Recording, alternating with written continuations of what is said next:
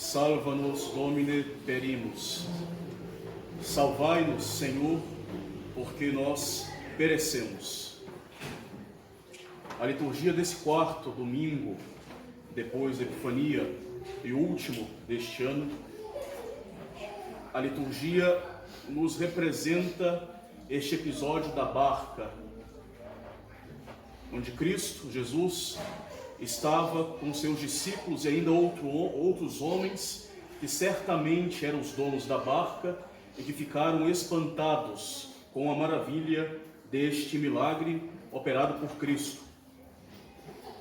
Nosso Senhor, Ele permite que uma forte tempestade agite naquele momento aquele mar e que para que essa barca fosse levada de um lado para o outro, fazendo-a quase virar, dado era a força da tempestade e das ondas. A maioria dos que estavam na barca já eram pescadores experientes, já conheciam muito bem o mar e o que fazer nas tempestades. Isso deve nos dar uma certa ideia do terror e da força que foi aquela tempestade, talvez nunca antes vista, o que os levou a um grande pavor. Neste quadro de medo, de pavor, de tempestade, de uma barca sendo levada de um lado para o outro, de ventos fortes, Nosso Senhor dormia tranquilamente na popa da barca, parecendo como que indiferente a toda aquela situação. Ele bem poderia parecer um tanto indiferente, mas era ele quem estava no controle daquela situação. Foi ele que permitiu que houvesse uma tempestade daquele porte, ou mesmo foi ele que fez que essa tempestade fosse tão forte assim, mais que qualquer outra tempestade, para poder manifestar a seus discípulos todo o seu poder e eles não terem nenhuma dúvida de que ele era de fato o Filho de Deus esperado, Salvador dos homens. Nesse tempo, depois da Epifania, nós vemos nos Evangelhos um desenvolver de vários milagres de Cristo. Desde a Epifania até hoje, os milagres tocavam a pessoa humana. No Evangelho de hoje, o milagre toca as forças da natureza, dizendo que nosso Senhor Jesus Cristo, Ele é Deus, autor da criação, né, e controlador da criação. Quem é este que até o vento e o mar obedecem? Nosso Senhor é também Deus e como Deus, autor da criação e dominador da criação. A humanidade de Cristo dormia tranquilamente no fundo da barca, mas a divindade permanecia vigilante, esperando o momento certo para intervir nessas forças da natureza e trazer, naquele mesmo instante, um momento de grande paz, diante daquela prece angustiada dos discípulos: Senhor, salvai-nos, porque nós perecemos. E tão logo Cristo acordou, e tão logo voltou a calmaria a toda aquela situação. Se nós contemplamos essa situação, que é ao mesmo tempo tão real e tão simbólica, tão misteriosa, tão cheia de símbolos e mistérios, e depois de uma análise profunda deste texto do Evangelho, se nos dessem uma possibilidade de fazer uma única pergunta, essa pergunta seria, depois de uma análise bem profunda: quem de fato estava dormindo naquela barca? Os discípulos ou Cristo? Essa seria uma pergunta vinda de uma análise bem profunda. Quem de fato estava dormindo naquela barca? Os discípulos ou Cristo? As Escrituras e os padres da Igreja, eles comparam a vida humana neste mundo com um barco a velas, num mar turbulento, num mar incerto. A imagem desse barco também se refere, evidentemente, à Igreja de Cristo no mar do mundo, mas também pode ser comparada com a vida humana, a nossa vida no mar incerto do século. E assim, por exemplo, como os marinheiros, eles correm vários perigos no mar, perigos dos rochedos, dos piratas, da falta de víveres, do tempo à deriva, muitas vezes sem vento, ou ainda de ventos contrários, tempestades. Há vários perigos que se pode passar numa navegação, sobretudo antigamente. Assim também podemos dizer que a nossa alma humana, em todas as idades da vida, está exposta a vários e vários perigos nesta navegação espiritual rumo ao porto da salvação. São tempestades contínuas de todas as espécies que atormentam a nossa existência muitas vezes e que nos levam, que pode nos levar a um verdadeiro naufrágio, se não tivermos uma âncora de segurança que nos vem firmar ou acalmar a tempestade. E tanto mais essas tempestades, elas são invisíveis, tanto mais nós devemos ter cuidado com elas. Essas tempestades da nossa vida, algumas vezes podem vir de fora. Assim, por exemplo, são as ocasiões perigosas para a nossa alma, as más companhias, as preocupações excessivas com as inutilidades superficiais que nos fazem esquecer do dever de Estado e do único necessário da nossa salvação.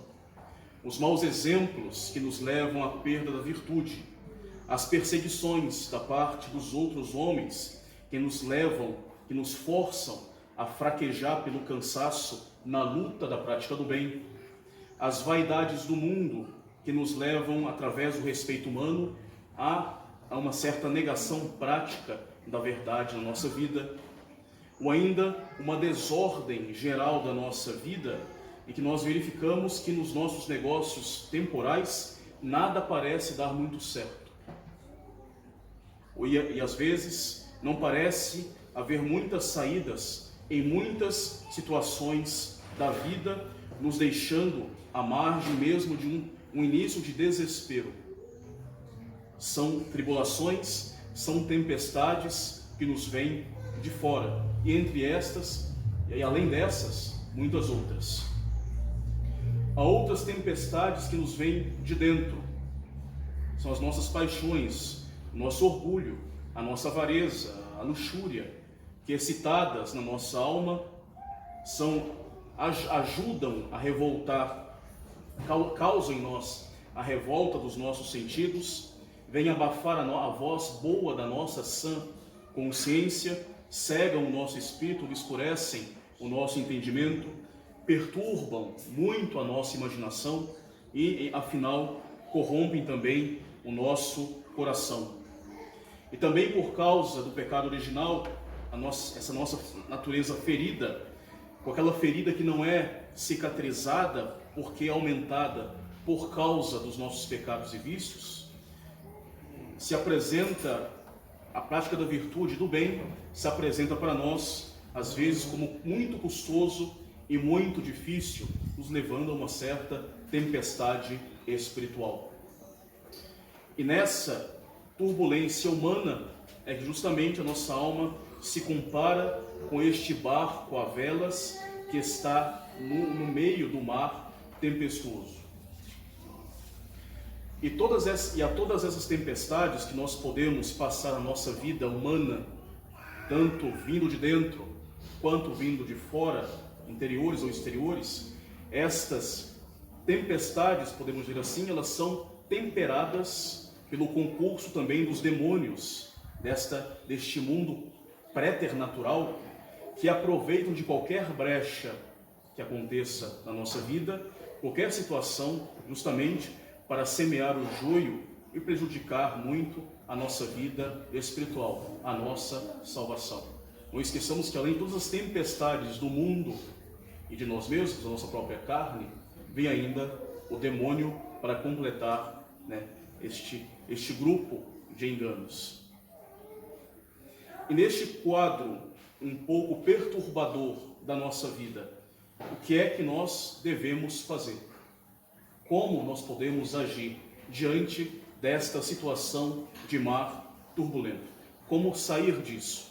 É o Evangelho que vem nos ensinar, e nos ensina pela atitude dos apóstolos no barco. Nós devemos fazer o que os apóstolos fizeram. Vendo aquela barca quase abatida pelas ondas e pelo vento, pela tempestade, eles vão até Cristo, que estava ao lado deles, acordam Cristo no seu sono misterioso e dizem, implorando o seu socorro: Senhor, salvai-nos, nós perecemos. Que venha a ser um modelo das nossas orações nas nossas dificuldades. Contudo, não parece dar muito certo a nossa vida, sobretudo espiritual. Senhor, salvai-nos, eu estou perecendo, não me deixe perecer. Jesus dormia bem ao lado. A princípio, não haveria lugar para desespero ou agitação.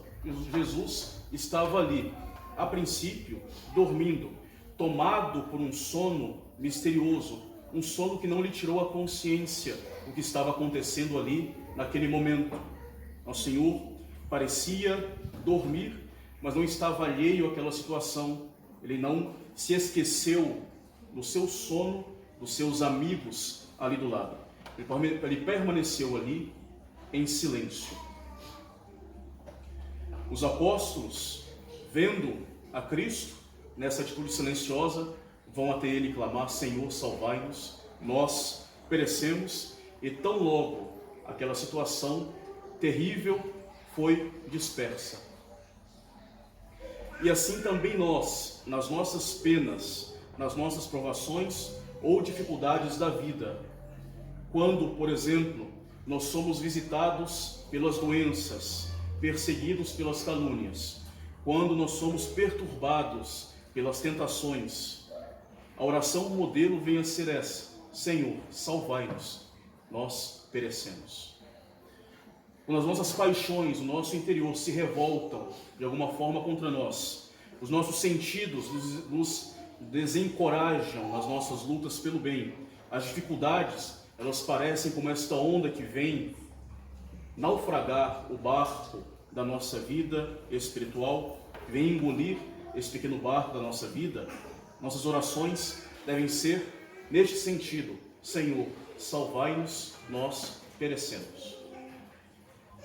Não nos esqueçamos que nesse quadro assustador, Cristo permanece ao nosso lado, às vezes muito silencioso, às vezes parecendo dormir. Cristo permanece, contudo, ao nosso lado. Nós não o percebemos muitas vezes justamente por causa do seu silêncio, por causa deste sono misterioso. Ele permanece a dormir, mas não está alheio às nossas dificuldades, às nossas situações. E nós podemos ir até Ele, nós podemos suplicar que Ele tenha piedade das nossas dificuldades, das nossas misérias, e que Ele nos ajude com o socorro das suas consolações. Senhor, salvai-nos, porque nós perecemos. Cristo, Ele parece dormir nesta nossa tempestade espiritual. E talvez Ele pareça dormir muitas vezes ao nosso lado, talvez para nos submeter a uma certa provação, para provar a nossa confiança e fortalecer a nossa fé. Ele quer que nós nos movamos um pouco, que nós nos acordemos. Ele quer que nós saibamos da necessidade que nós temos do seu socorro. Ele está ali pronto para agir segundo for o tamanho da nossa fé. Ele quer nos mostrar o quão é importante o nosso apego à sua lei, o nosso apego à sua doutrina, o nosso apego à sua vida, o quão é importante servi-lo com fidelidade, o quão é importante colocar Cristo como chave de interpretação das nossas dificuldades. Em Cristo, as dificuldades têm o seu sentido. Em Cristo, digamos assim, as dores humanas encontram o seu sentido. Cristo deve ser essa chave de compreensão das nossas dificuldades. Isso nos é dado através da luz da fé. E também Cristo deve ser a luz para buscar a solução que vai dar certo, as soluções para sair das dificuldades. Nosso Senhor parece dormir, mas nosso Senhor não dorme. Nosso Senhor, Ele trabalha silencioso através de muitas e muitas graças atuais na nossa salvação, no mistério da nossa salvação e na nossa conversão. Nosso Senhor parece dormir, mas Ele trabalha ao nosso lado silencioso. E quando Ele está, às vezes, silencioso demais, nós podemos ir até Ele. Senhor, salvai-nos, porque nós perecemos. Às vezes, somos nós que nos deixamos acomodar pelas nossas tranquilidades, pelas tranquilidades de certos momentos da nossa vida. Às vezes, somos nós que adormecemos nas nossas lutas, porque esquecemos do auxílio de Deus e nos desesperamos. Às vezes, somos nós os que dormimos na busca pela santidade e não a Cristo, que permanece silencioso do nosso lado. Ali, naquela barca, então quem realmente dormia? Aquele que estava a par da situação, sob controle de tudo, ou aqueles que desesperavam? Quem realmente dormia? E como às vezes nós dormimos na nossa vida, não buscando ir até o encontro de nosso Senhor Jesus Cristo, que às vezes está simplesmente ao nosso lado e não muito longe. E quando estamos muito acomodados, através de um efeito da graça de Deus, essas tempestades, elas nos vêm para a nossa vida e servem muitas vezes para nos acordar também. Essas tempestades que balançam a barca da nossa vida servem para nos acordar. Nós que realmente somos os que estamos dormindo, nos fazendo assim constatar na nossa vivência a necessidade que nós temos de ordenar toda a nossa vida, a nossa finalidade última, que é o bem da nossa salvação, e buscar os meios, os auxílios, somente daquele que tem os meios e os auxílios reais para a nossa salvação. Essas tempestades que muitas vezes movem agressivamente o barco da nossa vida, elas nos levam a acordar nós permanecemos dormindo, e nos leva ainda a buscar o auxílio daquele que está ali, mas não está realmente dormindo, que é nosso Senhor, reconhecendo que Ele é a tábua da nossa salvação e dizendo nas orações: Senhor, salvai-nos, porque nós perecemos. Quantas vezes nós precisamos de passar por tempestade em nossa vida para poder aprender a rezar? Quantas vezes, para pensar em Deus, é necessário ter uma grande dificuldade, para lembrar que nós temos deveres de religião, para mudar algo concreto na nossa vida, é necessário passar por dificuldades e por certas tempestades. Nas dificuldades é que mais facilmente nós somos levados a pensar em Deus. Quantas vezes nós vivemos estas tribulações que nos tiram justamente da nossa comodidade e que vão ser para nós ocasiões para despertar para aquilo que realmente interessa para a nossa vida e buscar as soluções onde elas realmente estão, em nosso Senhor, que permanece sempre do nosso lado, sem se afastar um só momento.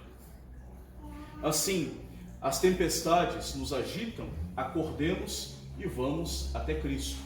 Vamos procurar o auxílio de Cristo. E diante desse Cristo que nos escuta e que nos atende tão logo, o que nós escutamos dele como resposta? A mesma resposta que os apóstolos escutaram: por que temeis, homens de pouca fé? Por que temeis, homens de pouca fé? E eis aí o que nos falta: a fé. A fé que nos conduz a uma real confiança na divina providência. A luz da fé, os olhos da fé que nos mostram que Cristo não deixou nunca de estar no nosso lado nas nossas dificuldades. A fé que nos mostra, que nos ostenta tantas e tantas graças que nós recebemos de Deus na nossa vida. A fé que nos leva a abraçar a nossa cruz e esperar de Deus também os auxílios e a força para bem carregá-la. Por que temeis, homens de pouca fé? Pela virtude da fé, pela luz da fé, nós somos levados a um real conhecimento de nós mesmos e com uma sadia desconfiança das nossas próprias potências humanas que são falhas. Pela fé nós somos convencidos da nossa fraqueza e a partir daí nós crescemos na confiança na divina providência. Essa confiança nos levará a buscar o apoio infalível de Deus nas circunstâncias mais perigosas e duvidosas da nossa vida. E para isso, nós devemos estar bem atentos, bem acordados, com os olhos da nossa alma, da nossa inteligência, bem abertos e voltados para o nosso fim último. Nós podemos passar por 1000 tormentos na nossa vida. Os homens podem nos despojar dos nossos bens, nós podemos sofrer várias perseguições, nós podemos passar por diversos tormentos e tentações interiores, inclusive perdendo a graça de Deus através dos pecados mortais. Nós podemos perder todos esses bens. E ao mesmo tempo, em toda essa situação, o que nós não podemos perder nunca é a nossa confiança, a nossa fé que nos leva a ter confiança na bondade e na misericórdia de Deus, para poder, um momento determinado da nossa vida, ganhar um pouco mais de coragem, ajudados pela graça, ganhar um pouco mais de força e dizer: Senhor, salvai-me, porque eu pereço. Ou ainda, Senhor, salvai-me, eu já pereci. E assim, nosso Senhor nos dará a graça para outra vez reerguer ou acalmar as tempestades passageiras da nossa vida. Devemos ter confiança que nessa conversão para Ele vai ter o seu olhar também voltado para nós e acalmará as tempestades, ou ao menos dará um pouco mais de força para passar corretamente por elas. Assim, nas nossas angústias, quando faltarem, por exemplo, os meios humanos, nós podemos sempre rezar. Quando faltar tudo, ainda resta o meio das nossas orações. Senhor, salvai-nos. Assim, naquelas situações que nos fogem ao nosso alcance, nas quais uma solução humana parece improvável, impossível, e tendo já esgotadas as nossas forças e as nossas ações, o nosso trabalho, nós podemos sempre rezar. Nós ainda podemos nos dirigir, ir ao encontro de nosso Senhor, que permanece ao nosso lado, que não está longe. Nós podemos, nas dificuldades, tomar em mão mais fervorosamente o nosso terço. Nós podemos fazer uma novena, podemos pedir para rezar uma missa, nós podemos visitar o Santíssimo Sacramento para encontrar uma solução, como uma vez fizera São Tomás, numa situação difícil, colocou a cabeça dentro do sacrário para encontrar uma solução difícil. Não faremos isso, evidentemente, mas buscar o auxílio de Deus, buscar o auxílio de Cristo. Nós podemos rezar, quando tudo parece difícil, ainda sobra o meio da oração. Senhor, salvai-nos, nós perecemos. Ou ainda, Senhor, não me deixais perecer. Ou ainda, rezar por outras pessoas. Senhor, que tal pessoa não pereça. Senhor, salvai-a, não a deixai perecer. E assim rezar, interceder também por aquelas pessoas que nós amamos. E nosso Senhor, no tempo oportuno, Ele saberá acalmar de alguma forma esta tempestade.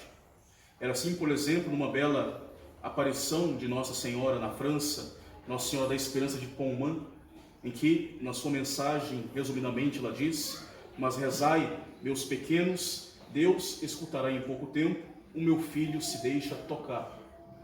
Rezai, o meu filho se deixa tocar. Nosso Senhor se deixa tocar através das nossas orações, por isso nós podemos ter grande confiança nele. Nós não devemos, então, desesperar de nada, e esta é a lição primaz do Evangelho deste quarto domingo depois da Epifania. Nós devemos, ao contrário, procurar aumentar cada dia essa nossa confiança em Deus, nosso Senhor, através das orações, evidentemente, primeiramente. Esse Deus que nos protege, como diz o Salmo, com a pupila dos seus olhos, ainda que às vezes seus olhos pareçam fechados, ainda que ele pareça dormir. E ele permite tantos males que nos atacam de dentro e de fora, muitas vezes, para que do nosso lado nós possamos crescer em virtude, em santidade e nesta importante confiança na divina providência. E confiemos que ele está, através dos olhos da fé, vejamos bem que ele permanece ao nosso lado. E ele estará prestes a acordar quando ao som da nossa oração fervorosa, suplicante, quando for da sua vontade, estará prestes a acordar para restabelecer o grande bem das nossas almas e nos dar talvez dias mais tranquilos. Assim, o Evangelho de hoje nos dá esse modelo de oração confiante para os momentos de dificuldades. Deve ser esse o modelo de fato da nossa oração nesses nossos momentos. Senhor, salvai-nos, nós perecemos. Louvado seja o nosso Senhor Jesus Cristo. Do Pai, do Filho e do Espírito Santo. Amém.